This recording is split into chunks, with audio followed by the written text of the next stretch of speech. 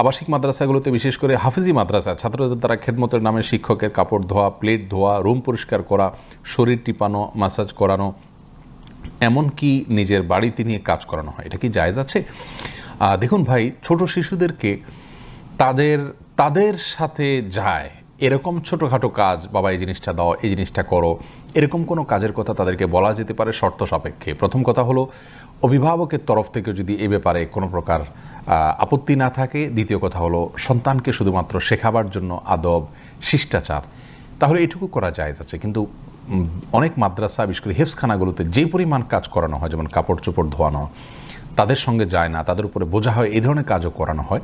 এবং শরীর টেপানো তো কোনো অবস্থাতেই জায়েজ নাই, কারণ প্রিয় নবী সাল্লাল্লাহু আলাইহি সাল্লাম অথবা কোনো সাহাবা একরাম এই ধরনের শারীরিক খেদমত নিয়েছেন কারোর কাছ থেকে আমাদের জানা নেই।